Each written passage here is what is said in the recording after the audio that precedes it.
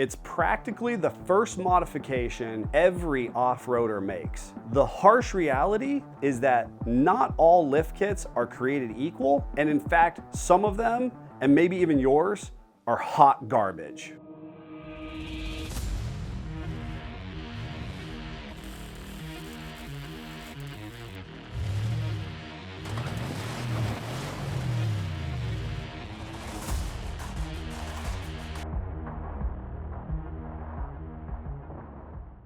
My name is Neil with SFJ 4x4. We are a full performance and restoration Jeep-only facility.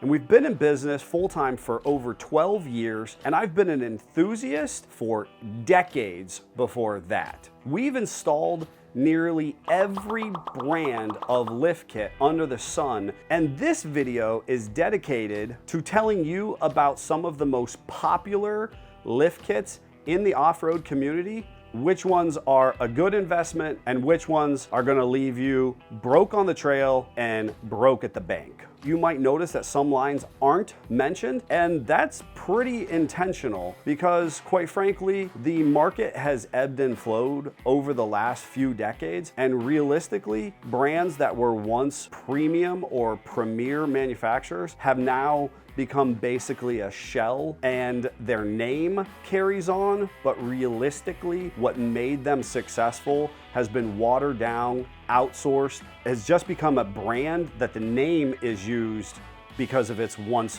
former glory. For us as a business that, doesn't have a specific house brand, we cherry pick parts and pieces from multiple different manufacturers to put together a kit that best meets your needs. Your job as a DIYer, and then our job as a installation facility, is to ensure that the parts and pieces used work well under your vehicle for your intended use. Now, one of the things that we do at SFJ 4x4 is we prioritize USA manufacturing. Our focus as an independent retailer and installer is going to be on longevity and safety for you, the consumer.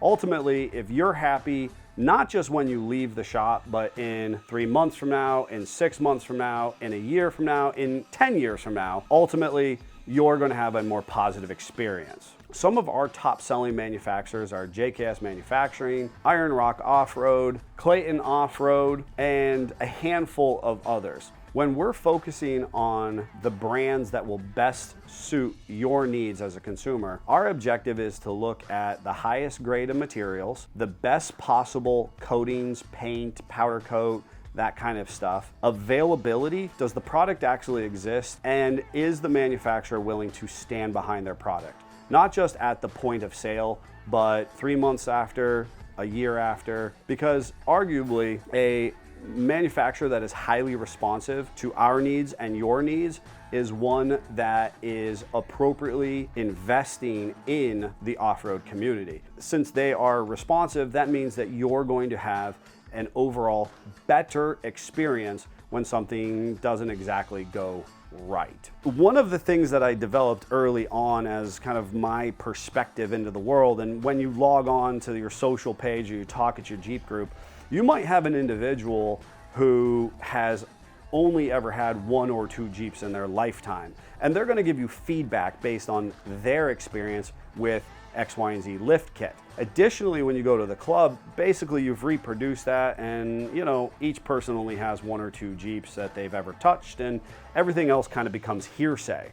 With us as independents, meaning we don't have to sell or install any specific manufacturer's suspension system, it kind of gives us a interesting perspective because, quite frankly, I don't have a vested interest. My only requirement is if you, the customer, are happy at the end of the service and through the use of your vehicle. If the manufacturer's control arms fall apart, or the flex joints wear out, or the hardware is insufficient and it breaks during installation and it causes further issues for us or for you, you're not going to be happy, and therefore we're going to kind of know the harsh realities of what that kit is really made of in the process. We've been able to narrow in on a number of manufacturers based on the longevity, the safety, the quality, and the follow-through that they've offered, not just us as a business,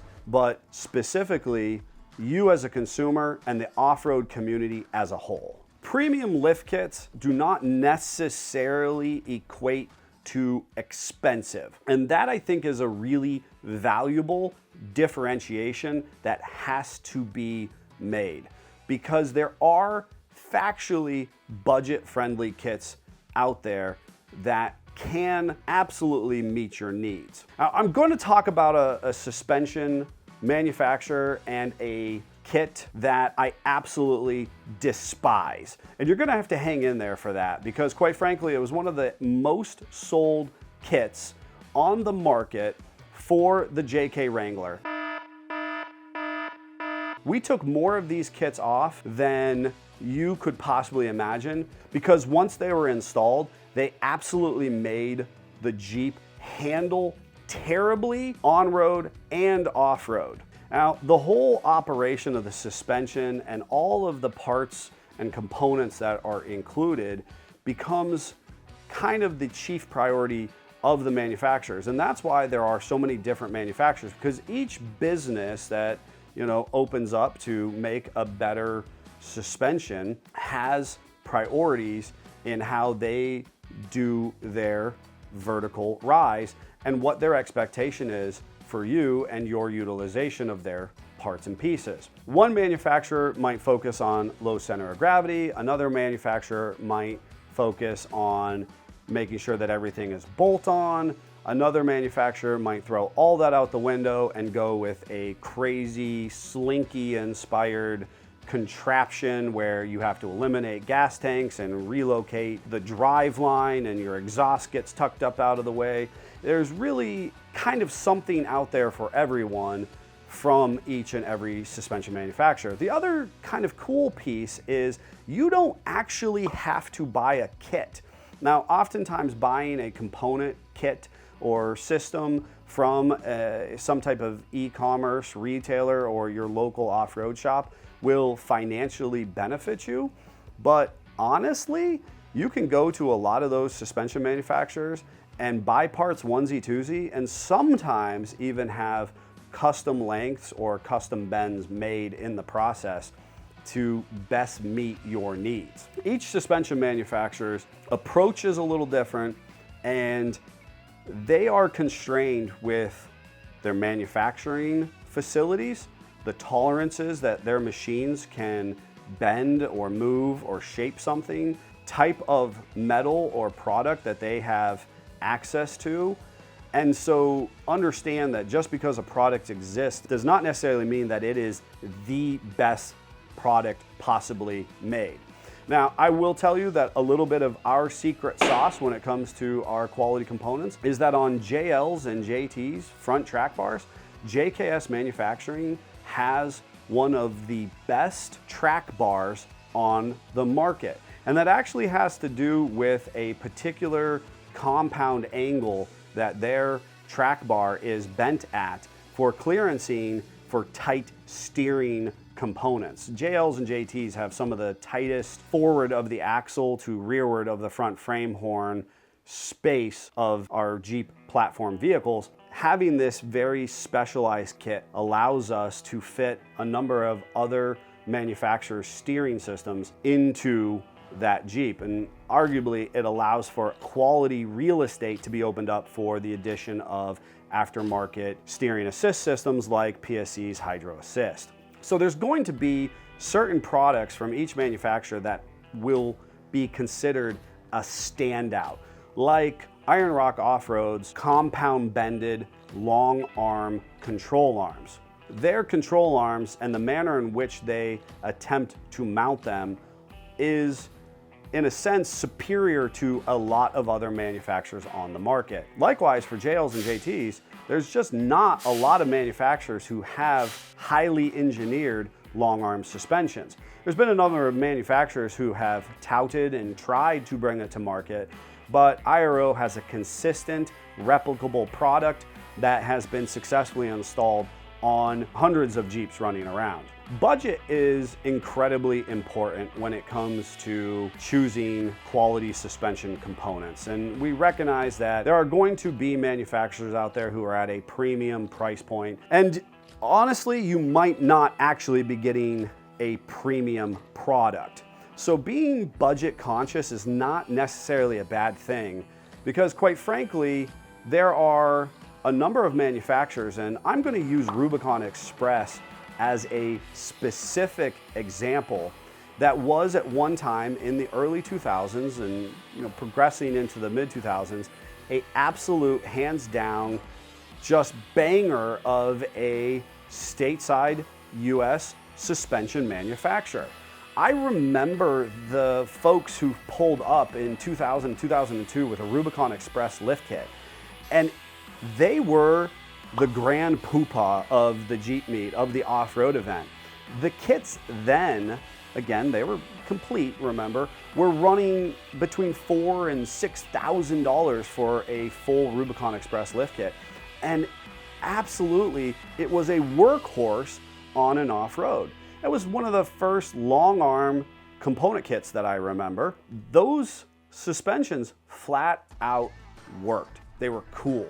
Unfortunately, that company was eventually purchased and ripped, stripped, and dipped and sent across the pond for a level of manufacturing that was basically open to the lowest bidder in the process. It just wasn't that good at that point. And so you thought you were purchasing a great quality suspension, and unless you were still paying for full, complete premium pricing, the reality is you weren't actually getting the best quality product on the market. Yes, do the budgetary constraints of today's markets make a difference in the product that you're going to receive? Absolutely. But when a manufacturer cuts corners in the process of the actual production of the components, then we have a problem, because you as the consumer, you're coming to us or to those vendors thinking that you're buying a premium product, and it simply isn't anymore. Budget constraints have to be recognized, as I mentioned. You can get budgetary options from a number of the premium manufacturers. Sometimes the components will be not as complete. Flex joints are typically more expensive than rubber cleveite bushing or rubber end control arms.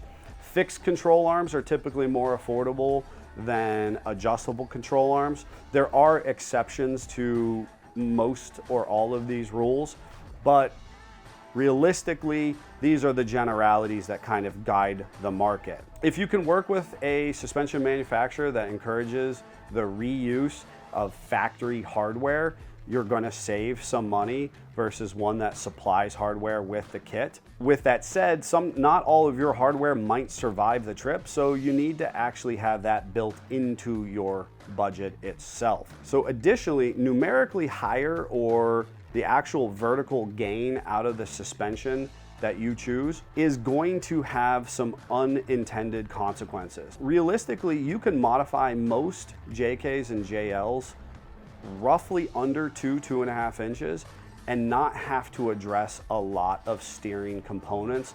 And arguably, you can even get away with not doing something with your rear track bar. You can actually use quality components and less lift height and save some money in the process. I'm a firm believer in life, you get what you pay for. So I would prefer to buy a handful of the best possible products that are going to last me the longest and work the best for my initial intended use than to kind of overshoot and buy a more economic product, because ultimately I believe that economic product will actually cost you more in the long run. Budget-friendly manufacturing and component kits can oftentimes have a less than ideal or less than optimal ride quality or function. Typically, they'll be more middle of the road, or they can achieve their kind of budget-friendly operations by outsourcing manufacturing, hardware, materials, or components from markets that are going to have less purity, cheap labor, and less quality control. So there's a number of ways that we achieve a more budget-friendly approach.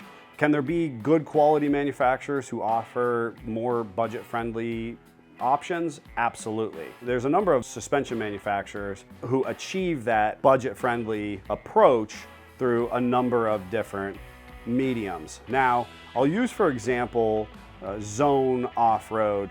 Now, they're actually a division of Sport Truck USA, which is a business owned by Fox Motorsports. And Fox owns a number of businesses or brands underneath the Sport Truck umbrella, JKS being a premium Jeep suspension manufacturer, BDS, who is largely truck and Jeep, and they are a premium flagship line for Sport Truck.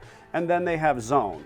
And honestly, I remember when Zone was largely a USA-made manufacturer as well. They've since used that line to create more budget-friendly alternatives that still achieve a satisfactory ride quality and on and off-road experience. And they do that through different supply chains, different materials, and less overhead. Now, the potential sacrifice that comes with the budget-friendly kits might be a more generic or general use shock. The shock might not have the same engineered valving that a more premium shock could have or does have. Additionally, the spring steel used in coils and leaf springs might be from import materials, and so the impurities will be higher and the lifespan of it will be lower. It might be more susceptible to breaking or wrapping or sagging over its life and use in your vehicle. So there's different grades, just like anything that we do when we go to the grocery store or when we make choices in our daily life. There are different things where we choose to go, hey, I really want the brand name because I really like the flavor of this spaghetti sauce, versus, what, I can actually get away with kind of a generic or a more watered down version for this experience. Maybe I'm out camping and after a long day in the woods, anything tastes good. And so, I choose to get the more affordable version. It really has everything to do with how you prioritize decision making in your life. There are advantages and disadvantages. Somebody who says, hey, I don't ever want to break down off-road, but I also can't afford a $4,000 or $5,000 suspension, might sit around and wait and not be able to go off-road and not be able to use their Jeep because it's sitting on jack stands in their garage. Whereas somebody who just chooses to buy a more budget-friendly or economic suspension could be off wheeling as early as the weekend. And so there is some trade-off that you have to consider in the process. As a business, I always tell people our job is not to weigh in on the merit of your decision making, but to attempt to do what you ask of us with excellence. Now, the moment you've been waiting for, hot, steaming garbage. Now, what creates a garbage lift kit? And if you can tell, I'm pretty fired up about this because I believe that there is a lot of misinformation out in the internet about suspension and suspension manufacturers. There is a specific kit that I mentioned earlier that we've taken off of more Jeeps than I think we've put on other kits onto other Jeeps. And that's because the Jeep simply handled so poorly on and off road. In fact, the only place that it worked well was when the Jeep was sitting stationary on all the buy here, pay here lots who thought that they could pull the wool over you, the enthusiast's eyes, by upfitting this Jeep, sitting it on their lot, and then you unwittingly bought it because you thought that there was this cool, good, functioning suspension underneath the Jeep. I don't like when kits are offered simply to satisfy a sales point. Likewise, I really strongly dislike when suspension manufacturers overtalk how they go about making their product. When they offer you these kind of CAD drawn-esque suspension pictures and fancy colors and tell you that somehow they're the latest and greatest technology in the aftermarket of suspensions, you know, realistically, there are some tried and true principles that we've talked about, those products that we've shared as far as what make up a suspension. And so long as you're using quality components with appropriate quality control approach, the reality is you can get pretty good suspension components from most manufacturers. The kind of the twofold part is when a suspension manufacturer oversells them or overpromises and kind of underdelivers, or at least delivers at an average that everybody else is doing. And when a manufacturer just puts a product out there to meet the very bare minimum need. I haven't at any point in time brought up Rough Country, and that's probably the #1 trashed suspension on all of the social pages. I'll tell you that actually Rough Country is a high customer service oriented business. The truck market loves Rough Country truck suspension kits because realistically the threshold of how that truck is used is typically pretty minimum. A lot of those trucks are about the aesthetics. Rough Country uses a lot of relocation blocks and, you know, not a lot of rear spring packs, so the weight and load carrying capacity of the truck is really not diminished. They really run down the road and they're really not put through the paces or put to the test like Jeep suspensions are. So Rough Country is not my favorite Jeep suspension manufacturer. With that said, they do offer a number of good products to the industry. And because they are a really reputable, long-standing, customer service-oriented business, they're oftentimes pushing the envelope on research and development. The kit that sets my hair on fire the most is, however, going to be a Rough Country 3.5-inch lift kit. There's a particular kit that they offered through the primary years of the JK Wrangler platform. And this 3.5-inch lift kit offers a drop pitman arm with a track bar relocation bracket that positions the track bar above the axle. Now what this actually does is it puts the steering geometry in an implausible angle. So what that means for you is it creates bump steer. As you're trying to go down the road, the Jeep is actually scissoring between the function of the drag link and the function of the track bar. As you hit a bump, the axle actually shifts one direction or the other when the suspension articulates up and down. Now, most reputable off-road businesses are no longer using this kit, but because it was introduced at a price point that achieved 3.5 inches for JK owners, which at that time was the industry standard, it absolutely saturated a lot of what I call the buy here, pay here lots and off-road shops. Pretty much if you were doing this kit, you were doing it because of economic reasons, not because it worked really well or because you had the customer's best interests in mind. Now, why Rough Country offered this kit? Because quite frankly, it looks perfect in a CAD drawing. Under static use, it makes sense. And quite frankly, if you had a smooth, flat road, it would work okay. And likewise, off-road, it works okay. It has a very small goalpost of where it works okay. Otherwise, you pretty much are existing on either end of the spectrum where the kit really doesn't meet your needs. Now, there's a whole bunch of things out there when it comes to the function of springs and shocks and at the economic level. Realistically, my big gripe with this hot garbage suspension is going to be that implausible steering geometry.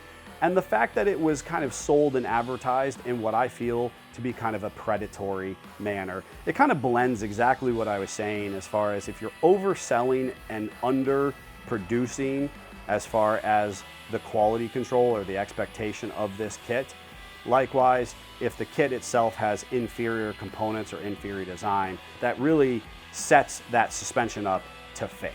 Other things that you may want to avoid in that economic kit, once you kind of get away with some of the overselling and implausibilities, some of these economic kits are going to be more prone to rust. They're going to have less quality control when it comes to more complicated parts. Their welds are going to be poorer, again, lacking quality control. Honestly, one of the biggest things, and probably one of the things that most people don't even think about, is that the hardware is going to be of such a poor grade that it simply doesn't have the lasting power to either be torqued appropriately the first time around or to be serviced where you're taking it apart and putting it back together. Hardware is one of those things that can nickel and dime you in your personal DIY budget, or certainly at the professional build level. You can end up spending more with an economy kit because you ultimately have to end up replacing hardware and brackets and other components as they wear out faster or as they need continued maintenance and service. Choosing a lift kit is going to be, and this might sound funny, a deeply personal decision. And I understand it sounds a little silly to say that, anything that's going to be regarding something that's just a vehicle should be deeply personal, but honestly, there's some truth in it. Jeeps become an extension of their owner, and realistically, just because a product worked for your buddy in your club or your neighbor down the street doesn't mean that it is the exact best fit for you and your intended use. OE manufacturers did a lot of things right, but that doesn't mean that you necessarily have to pay OE prices. You can get quality kits at arguably budget-friendly prices if you've done your research, you know exactly what parts and pieces you should be buying initially, and if you are buying comprehensive packages versus kind of bare level entry product lines. Again, I firmly believe you get what you pay for in life, and so make sure you set aside a healthy budget. And I'm not saying you need to go over the top and get yourself a moon buggy suspension with the latest and greatest air shocks and coilovers and long arms. While I do want to long arm the world, you might just not need that at this point in your Jeep ownership experience. So do some research, reach out to some professionals, engage quality off-road shops, understand what they're using and why they're choosing to use the products they're doing before you make that decision. If you're buying on price point alone, understand that the reality is you're getting a price point driven product, and therefore it may require servicing before another comparable product does. Additionally, if you're buying something because all of the cool kids have it, that is probably elaborate marketing and branding that was done to a product line that was relevant 10 years ago.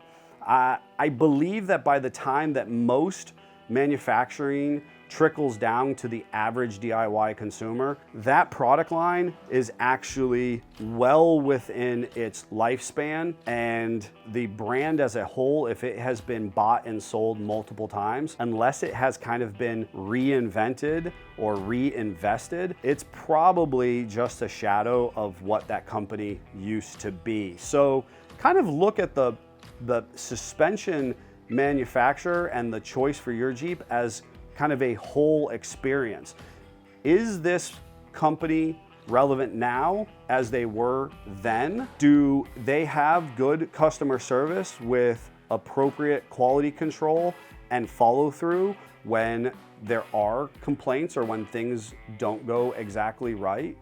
Do they pride themselves on a proprietary designs or robust components, or are they simply price point driven and kind of offering you a too good to be true product line. I hope that this video has been valuable to you and your decision-making process. We would love to hear in the comments below what manufacturer has spoken to you, what suspension components and kits and packages and systems and hybrids have you chosen to use? Is there a standout product that you want to rep? Or just let us know, just share the manufacturer that you love in the comments below. Now, if you've watched to this point, you'll absolutely notice there's a couple suspension manufacturers that I specifically didn't mention. And I'll just simply say, as a professional business, we reserve the right to not mention them. My belief is they need to step up their game. These suspension manufacturers have promised the industry awesome products over the years, sometimes delivering, sometimes not. And realistically, I would say that they are in a position in their here and now with their dedicated sales force and consumer base that realistically they owe the off-road industry as a whole an explanation as to why their consistency is oftentimes subpar. The suspension manufacturers I did offer up, those are just a handful of our top suggested brands. We're not receiving any compensation from them. We just simply know that those products work for us and the bulk of our consumers. We've used plenty of other suspension manufacturers out there, and I do like offerings from a number of them, but there are a handful of very well-known suspension manufacturers whose quality and approach have absolutely depreciated over the years. So this is kind of a call to action to them. Make sure that you subscribe if you haven't. Finally, if you need help picking a suspension system, kit, component that is best for you, feel free to reach out and give us a call. Our information is listed everywhere on the internet, and of course you can find that information listed below in the description. I hope you found this beneficial. Let us know how we're doing, and Jeep on.